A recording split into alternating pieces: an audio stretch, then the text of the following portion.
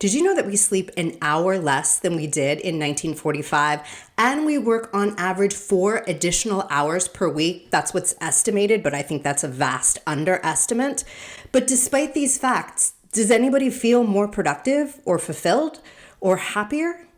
Now, maybe you clicked on this video because you thought I was going to share some habit hacks or teach you how to color code your calendar, and that is not the case. But there is a way to get back to some basic intrinsic habits that will help us be more productive and happier, both at work and in life. If you're new to my channel, hi, I'm Kristen. I'm a former attorney and tech exec turned executive career coach. I work with mid to senior level corporate women to help them get promoted and transition into work they love. Now, I'm going to start with a caveat, and that is if you do not already work in a healthy environment with a supportive culture, a supportive team, and a supportive boss, what I'm about to say can not only be condescending, but it might even make you angry. So if that is the case, then let's help you get to the right place, to a better job with a better culture that's going to support some of the things that I suggest. And so I'm going to link my video on how to find a job in a down market below. But for the rest of us, we're going to get started. I'm sure you've heard this before, and it's so simple, but it's so hard to do. But the first thing that helps us be more productive is to rest. And I'm not just talking about sleep, although yes, 7 to 9 hours is optimal, but I'm also talking about daydreaming, just allowing your mind to wander and to do nothing. Multiple studies have shown that our ability to daydream and simply let our mind wander allows us to form multiple connections between what's happening in our present environment to our past, and also allows us a path forward to plot our future. And I have a feeling that you have probably already done this experiment, maybe even unintentionally. How many times have you had a problem and you just could not figure out the answer? And it was only once you closed your laptop and logged off and you either went for a run or took a shower or did something completely unrelated that poof, it miraculously popped into your head. It's not magic, my friend. That is actually science. We are not capable of solving a problem from the same space in which it was created. Or as Einstein famously said, the definition of insanity is doing the same thing over and over and expecting different results. We need to create a different environment that allows us permission to be in a different headspace. And that's how we solve problems. That's how we get back our creativity. That's how we move into more productivity. And one of the best ways to do this is obviously vacation, which Americans have too little of. And even those who have it, we rarely schedule it. So if I can suggest one action item for you to do right now, it's either to schedule your vacation or take some time off as soon as possible. So number 2, and I'm sure you knew this was coming, turn off the internet. One of my favorite books is Stolen Focus, which explains the depth of the unregulated internet. And one of the things we know for sure is that every social media company is designing their apps to keep you on there for the maximum amount of time. Stealing your attention is the major source of their business plan. It allows them to sell more advertising if they can keep you on their app longer. And again, I'm sure you've performed your own experiment on this. How many times have you gone online to answer a question only to find yourself 2 hours later looking at the 8th video of Keyboard Cat? So my new motto for the internet after reading Stolen Focus is the same as I learned on the Oprah Winfrey Show about kidnappers. Never let them take you to a second location.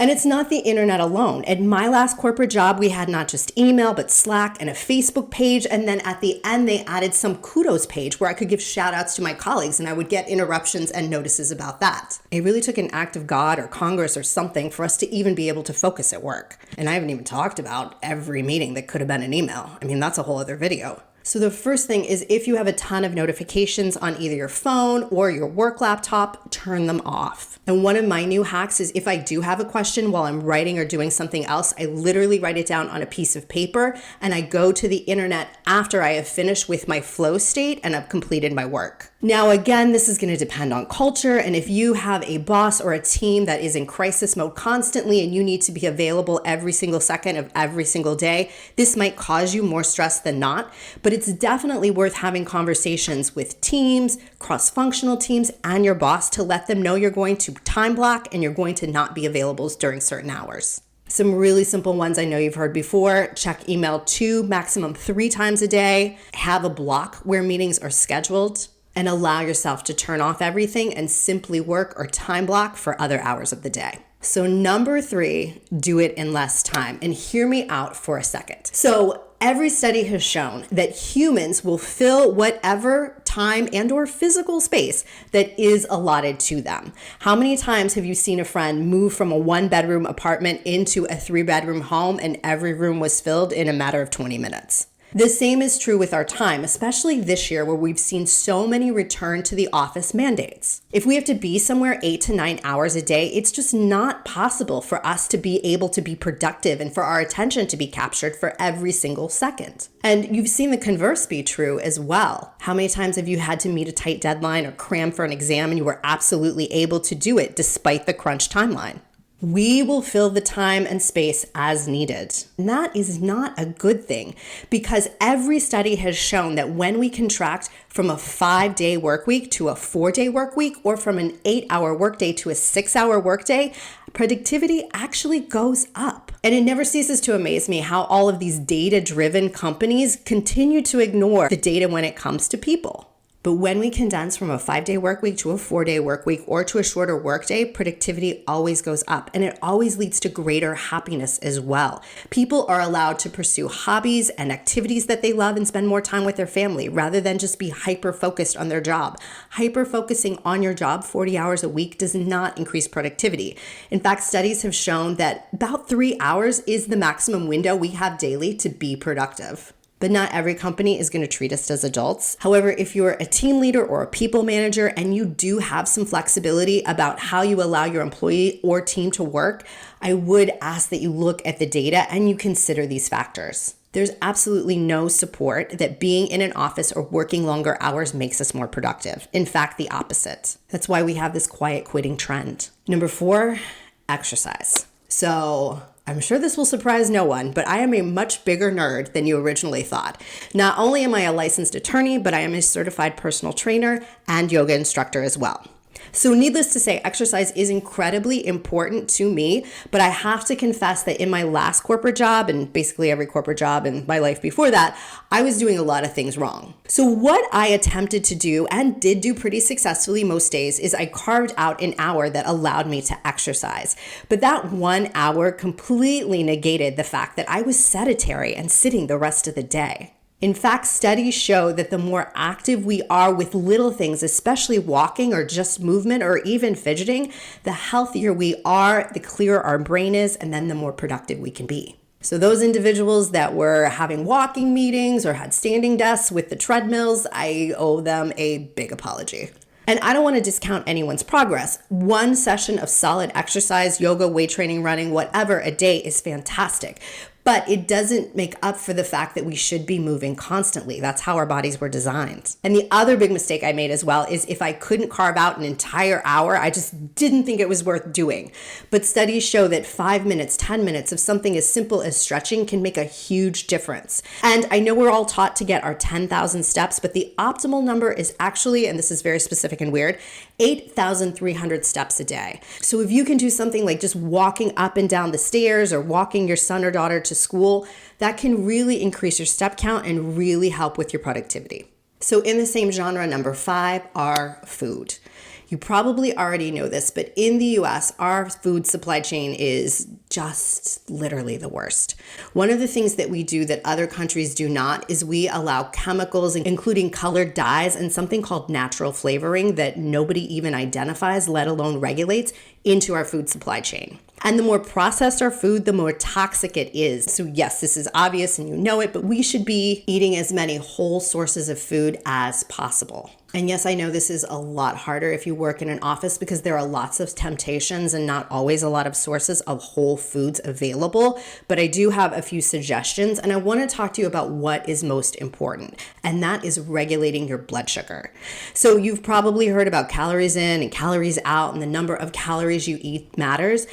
And I always found that a little weird and curious because as a personal trainer, I know calories are very difficult to track. And just looking at history, our ancestors never tracked calories and they ate high fatty foods. So why were they so fit and we're such a hot mess? So modern science is showing us that it's actually these glucose spikes that are leading to weight gain and the terrible health predictors that we're seeing today. So the best hack is to eat a diet high in protein with lots of vegetables and whole fruits. But I know that that's not possible every meal, especially, like I said, if you're in an office or if you're traveling. Traveling is always the worst. So one of the things that I try to do is just make sure that my breakfast is solid. And for me, that means a smoothie with dark greens and some fruit and a high protein breakfast. Some of my favorites, if this is helpful, cottage cheese or eggs that I mix with cottage cheese, because eggs don't have as much protein as we initially thought.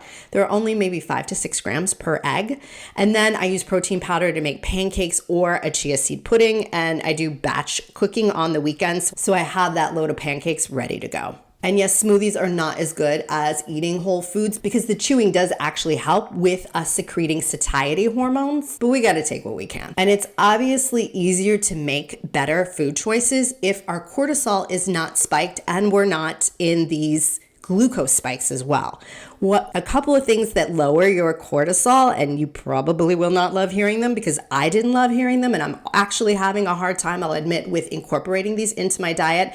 But one, waiting to have your first cup of coffee. I was a boom, rise and drink coffee kind of gal for a while, but actually just drinking hot water or tea, which will lower your cortisol, is one of the best things you can do in the morning. And then conversely, to unwind in the evening, I would always have a glass of wine, but alcohol can also spike your cortisol. So I'm not going to tell you to eliminate that, but cutting down on the amount or having maybe half a glass can also help with lowering the cortisol level. And that in turn can cut down on the blood sugar spikes. And finally, spirituality. Now, I know spirituality can mean different things to different people, and I'm definitely not talking about religion. I had some religious trauma as a child where it was really forced down my throat. And so spirituality to me means connecting with my sense of source. And that happens a multitude of different ways for a multitude of different people. It can be through family, children, community, yoga, nature, you name it. Personally, before the pandemic, I had a neighborhood yoga studio that was really my sense of source. I had phenomenal teachers that used to teach us things like there are many paths to the same truth. Or one of my favorite sayings was, you're a human being, not a human doing. And both COVID and motherhood kind of destroyed that zen.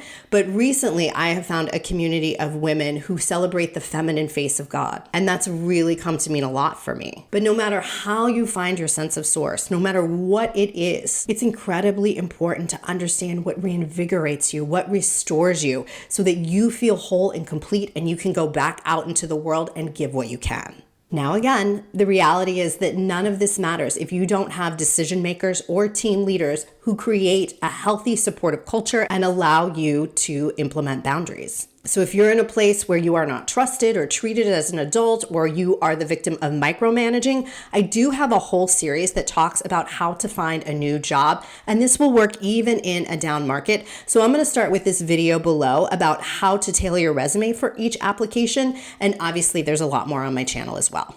And if there was anything in this video, because it's a little bit different from what I normally do, that interests you or you'd like to hear more about, whether it's exercise or food or spirituality, would you let me know in the comments below? Obviously, I want to tailor this content so it can benefit you, so your comments help me do that.